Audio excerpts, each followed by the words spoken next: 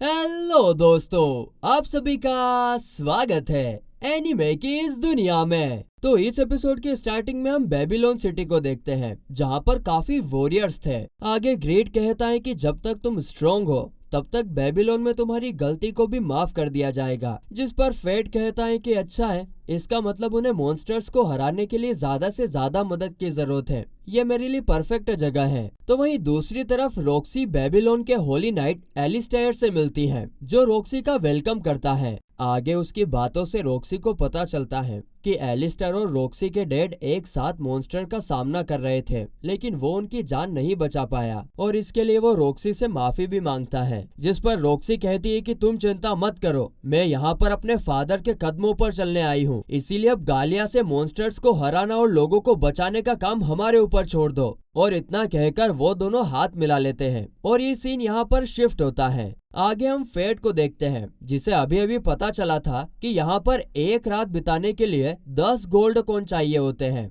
Room में, और तो और ब्रेकफास्ट के लिए एक अलग से गोल्ड कॉइन। और वो ये सब सोच ही रहा था कि तभी उसकी नजर साइड में रखे एक तलवार के केस पर पड़ती है, जिसे देखकर ग्रेट कहता है कि सुनो, मुझे ये चाहिए। और तभी शॉप का मालिक बाहर आकर फेट के कपड़ों को देखकर काफी ज्यादा इम्प्रेस होता है और कहता है, तुम्हारे ऊपर जो ये जलने का दाग लगा है वो कोई मामूली दाग नहीं है ना? शायद ये फायरबॉल अटैक से हुए हैं या फिर उससे भी कुछ खतरनाक। यह सुनकर ग्रेट कहता है कि इस आदमी के पास टैलेंट है, हमें इसी से चीजें खरीदनी चाहिए। और फिर इसीलिए आगे जब फेट उससे उस तलवार के केस के बारे में पूछता है तो वो आदमी कहता है कि ये तो सिर्फ एक डिस्प्ले मॉडल है जनाब, अगर आपको चाहिए तो मैं आपके स्वॉर्ड के हिसाब से बना सकता हूँ। यह सुन के फेट उसके हाथों में ग्रेट को रख देता है, जिसे देखकर वो आदमी काफी इम्प्रेस हो जाता है और कहता है, ओ भाई साहब, मैंने अपनी पूरी लाइफ में ऐसी कमाल की स्वॉर्ड कभी नहीं देखी है। अगर तुम्हें ऐसी स्वॉर्ड के लिए केस चाहिए तो कम से कम 500 गोल्ड कॉइन तो देना ही पड़ेंगे साहब। यह सुनते से फेट ग्रेट को लेकर वहाँ से पतली गली से निकल जाता है। खैर आगे वो फिर अपना खर्चा निकालने के लिए मॉन्स्टर्स का शिकार करने के लिए जाता है। तो वहीं थोड़ा आगे जाने पर फेट को काफी गंदी बदबू आने लगती है, जिस पर ग्रेट उसे बताता है कि यह बदबू जहरीली है और इसीलिए यहाँ पर सांस लेना खतरनाक है। यह सुनकर फेट वहाँ से आगे निकल जाता है, जहाँ उसे काफी सारे मॉन्स्टर्स दिखते हैं। ग्रेट उन्हें देखकर बताता है कि ये ऑर्क्स हैं।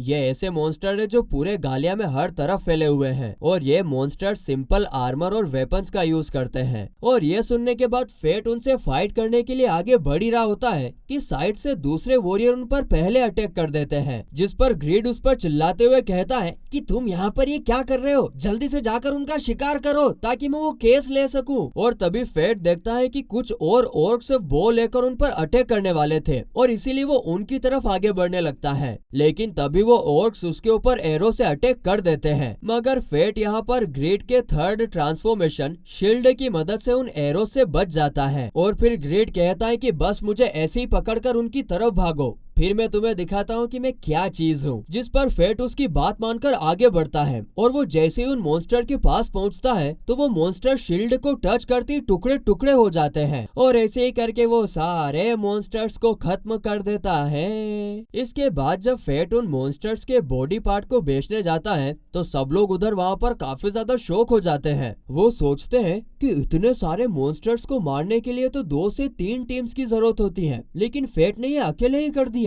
लेकिन तभी एक वॉरियर उसे पीछे से बुलाकर कहता है कि तुम्हें क्या लगता है, तुम हमारे माल को ऐसे ही चुरा लोगे और हम चुपचाप रहेंगे? और इतना कहकर वो आदमी फेट को मारने के लिए अपना हाथ आगे बढ़ाता है, लेकिन फेट उसके हाथ को पकड़ लेता है और कहता है, बेटा आखिरी मौका दे रहा हूँ, पीछे हट जा। लेकिन बेटे में दिमाग नहीं था, इसीलिए वो फेट को चैलेंज कर देता है और फिर क्या था, फेट उसे वहीं पर धूल चका देता है। धूल तो नहीं थी वहाँ पर, लेकिन वो उसको जमीन पर पटक देता है। ये देखकर उसके बाकी साथियों को भी धूल चकाने का मन होता है। धूल तो वहाँ पर नहीं थी, उनको फेट को मारने का मन होता है और इसीलिए वो भी फेट पर अटैक कर देते हैं। लेकिन आखिर में सारे के सारे फेट से बुरी तरह पीट जाते हैं। आगे उन सबको निपटाने के बाद फेट को उन मॉन्स्टर्स के बॉडी पार्ट बेचने के लिए 100 गोल्ड कॉइन मिलते हैं। मगर तभी पीछे से रॉक्सी आ जाती है और कहती है, क्या इन सब होली नाइट्स को तुमने मारा है? रॉक्सी को देखते ही फेट घबरा जाता है, कहीं उसकी असलियत सामने ना आ जाए। वो बात।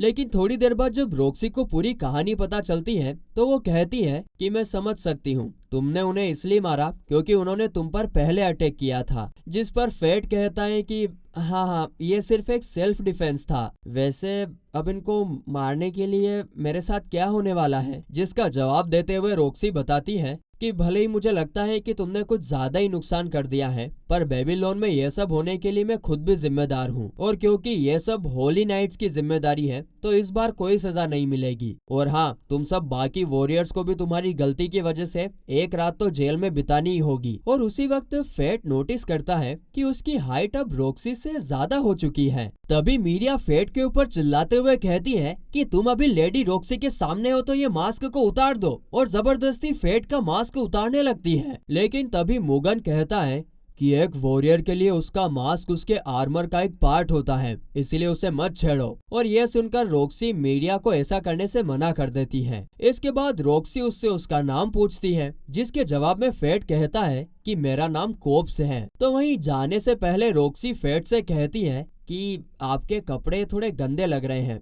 आपको इनका थोड़ा ध्यान रखना चाहिए। जो सुनते सी फेट शर्मिंदा होकर वहाँ से भाग जाता है। आगे ग्रिड फेट के मजे लेते हुए कहता है कि अब तो रॉक्सी ने भी तुम्हारे कपड़ों को लेकर बेइज्जती कर दी है, चलो जाके वो केस खरीदते हैं। जिस पर फेट कहता है कि अभी हमें वो खरीदने के लिए काफी ज्यादा पैसे चाहिए होंगे। लेकिन तभी पीछे से फेट को वही शॉप ओनर बुलाता है और कहता है कि मैंने सुना है कि तुमने कैसे उस गैंग के लोगों को धूल चका दिया। अरे मेरा मतलब है वहाँ पर धूल तो नहीं थी, कैसे तुमने उन लोगों को जमीन पर पटक दिया? जिस पर फेट हाँ में जवाब देता है। तो फिर वह आदमी आगे कहता है कि इसी बात पे मैं चाहता हूँ कि तुम मेरी शॉप का सामान पहनकर फाइट करने जाओ। जो सुन के फेट को कुछ समझ नहीं आता कि तुम्हारी शॉप का सामान पहनूं क्यों।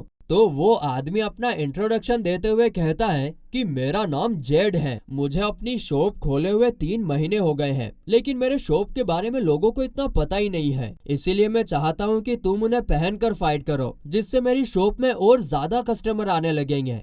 क्या तुम मेरे साथ काम करोगे? ये सुनकर फेट उससे हाथ मिला लेता है और इसके लिए मान जाता है। और इसके बाद फिर वो शॉप ओनर उसे एकदम नया आर्मर, एकदम ब्रांड न्यू आर्मर पहना देता है। लेकिन फिर वो कहता है कि तुम्हें इस पूरे सेट के लिए सिर्फ 10 गोल्ड कॉइन देने होंगे। क्या?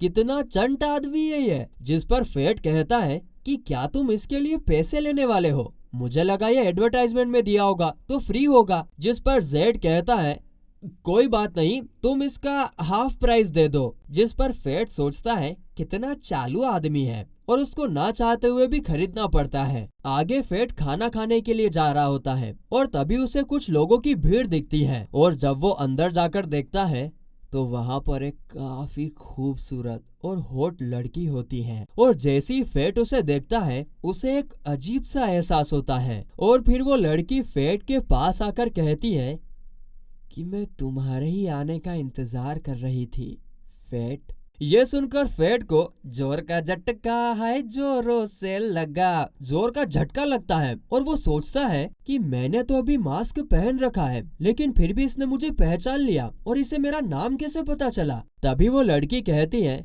कि आखिरकार हम दोनों एक टाइप के जो हैं। जो सुन के फेट समझ जाता है कि इस लड़की के पास भी एक डेडली सीन्स का स्किल है। आगे वो लड़की फेट को बताती है कि मेरा नाम एरिस है और मेरा स्किल लस्ट है। इस तरफ बेचारा फेट जैसे जैसे उसकी तरफ देख रहा होता है उसे अजीब सा एहसास हो रहा था। जिस पर एरिस कहती है कि इसके लिए माफ करना, ये मेरे लस्ट स्पेल का साइड इफेक्ट है। इससे मुझे जो भी देखता है उसे एक चार्म इफेक्ट मिलता है, चाहे सामने वाले का जेंडर या एज कुछ भी हो, वो मेरे प्यार में गिर जाता है। आगे फेट किसी तरह खुद को कंट्रोल करके पूछता है तुमने बोला था कि तुम मेरा इंतजार कर रही थी, क्या तुम इसका मतलब समझा सकती हो? जिस पर वो लड़की कहती है कि मैं तुम्हें काफी पहले से देखती आ रही हूँ और तुम्हारे ग्लूटनी स्किल के एक्टिवेट होने का वेट कर रही थी ताकि मैं तुम्हारे साथ एक कॉन्ट्रैक्ट बना सकूं,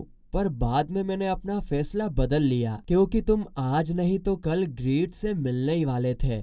वैसे कुकुन वाले रोबोट मॉन्स्टर को मारने के लिए तुम्हारा शुक्रिया, लेकिन अब भी कुछ कुकुन गालिया में बचे हुए हैं और अगर वो पूरी तरीके से मैच्योर हो गए तो काफी दिक्कत हो जाएगी। खैर मैं अभी पॉइंट पर आती हूँ। दरअसल मैं इस किंगडम की गार्डियन हूँ। मैं किंगडम के फ्यूचर के लिए काम करती हूँ और इसीलिए अगर आज के नुकसान से 500 साल फ्यूचर में फायदा होता है तो मैं उसका सपोर्ट करूंगी। ये सुनकर फेट कहता है, आज के नुकसान से तुम कहना क्या चाहती हो? जिस पर एरिस कहती है, रोक्सी हार्ट, उसकी गालिया में मौत होने वाली है। यह सुनकर तो फेट का माथा भरना जाता है। वाला वाव वाव वाव वाला वाव वाव वाव, और वो टेबल पर जोर से हाथ मारकर चिल्लाते हुए कहता है कि क्या बकवास है, तुम चाहती हो कि लेडी रॉक्सी मारी जाए? जिस पर एरिस एकदम शांति से जवाब देते हुए कहती है कि क्या तुम्हें हेड फिनोमिनन के बारे में पता है? जब एक मॉन्स्टर को मारा जाता है तो उसका हेड बढ़ता है,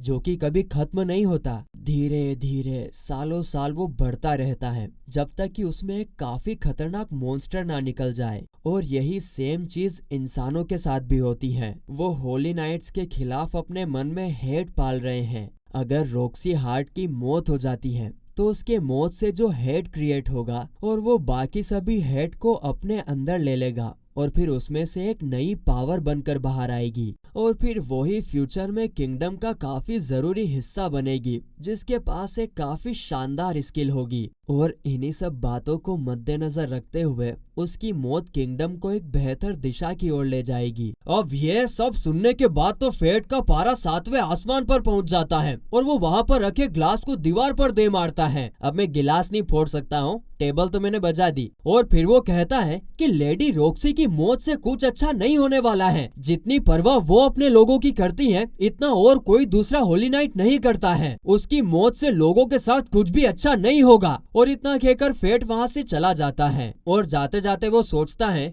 कि मुझे नहीं पता कि ये प्लान कौन और क्यों बना रहा है, फर्क नहीं पड़ता कि मुझे किससे लड़ना पड़े, लेकिन मैं लेडी रॉक्सी को प्रोटेक्ट करके रहूंगा। डिंग डिंग डिंग डिंग। और इसी के साथ यह एपिसोड यहीं पर खत्म होता है।